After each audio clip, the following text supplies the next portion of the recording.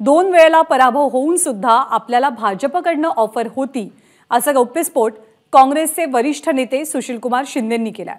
अक्कलकोट तालुक्यामधल्या बोरोटी इथल्या हुड्डा पार्टी दरम्यान कार्यकर्त्यांशी संवाद साधताना शिंदेंनी हे विधान केलं। मात्र आमच्या रक्तातच काँग्रेस आहे, आम्ही कधीच काँग्रेस सोडणार नाही, असं स्पष्टीकरण सुद्धा सुशीलकुमार शिंदेंकडनं देण्यात येत आहे। काँग्रेसचे प्रदेशाध्यक्ष नाना पटोले सध्या आपल्या सोबत आहेत। नाना पटोलेजी, आपल्यापर्यंत सुशीलकुमार शिंदेजींचं वक्तव्य नक्कीच पोहोचलं असेल, आपली प्रतिक्रिया काय आहे? भाजप सत्तेसाठी किती आपापलेली असा शब्द वापरला तर ते चुकीचं होणार नाही, कारण की त्यांच्याजवळ क्वालिटी नाही, त्यांच्याजवळ लोक नाही स्वतःचे।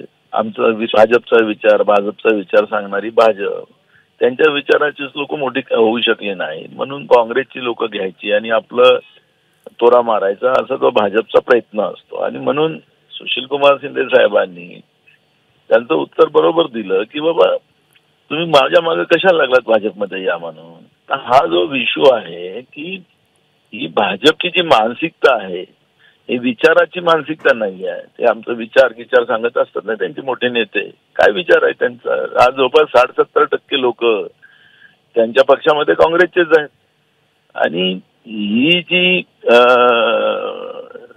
सत्तेतून देश विकणं, देशाचं संविधान संपवणं, लोकशाही संपवणं, ही खऱ्या अर्थानं वैचारिक व्यवस्था ही भाजपची आहे। आणि त्याचं खऱ्या अर्थानं सुशीलकुमार शिंदे साहेबांनी उत्तर दिलेलं आहे त्यांना, आणि त्यांनी समजलं पाहिजे। आणि म्हणून काँग्रेसवाल्यांच्या वाटेत जाऊ नये असा आमचा सल्ला आहे भाजपला।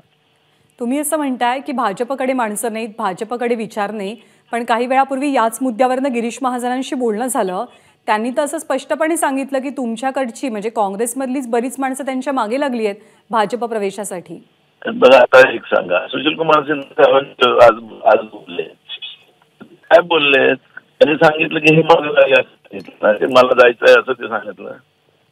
आता ते खोटं बोलायचं, रेटून बोलायचं भाजपचा बिझनेस आहे, तो बिझनेस होते बोलतात। हा भाजपचा डाव आहे, भाजप रडीचा खेळ खेळतंय, अशी टीका काँग्रेसकडनं केली जाते आणि सुशीलकुमार शिंदे अर्थातच काँग्रेस सोडणार नाहीत असा विश्वासही व्यक्त केला जातोय। एबीपी माझा, उघडा डोळे बघा नीट।